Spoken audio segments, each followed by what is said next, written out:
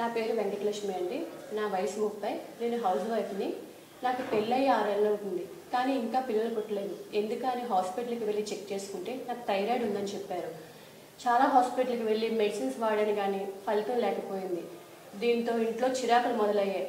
పక్క ఫ్లాట్లో వాళ్ళు చూసే చూపులు, చేష్టలు నన్ను ఎంతో ఇబ్బందికరంగా ఉండించి కొన్ని రోజులుగా నేను ఇంట్లో నుండి బయటికి రావడం కూడా మానేశాను.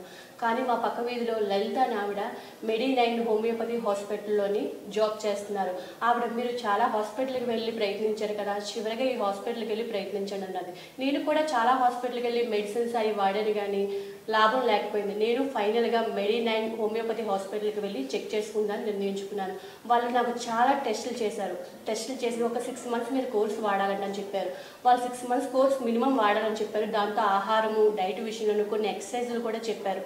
ఈ విషయంతో నేను మెడి9 హోమియోపతి హాస్పిటల్లో ట్రీట్మెంట్ తీసుకున్నాను. కానీ నాకు 4 మంత్స్కే రిజల్ట్స్ వచ్చాయి. ఏంటో అనుకుంటున్నారా? ఇప్పుడు నేను 2 మంత్స్ ప్రెగ్నెన్సీ అండి. నేను చాలా హ్యాపీగా నా కుటుంబం సభ్యులతోని, మా ఆయనతోని చాలా హ్యాపీగా ఉన్నాను.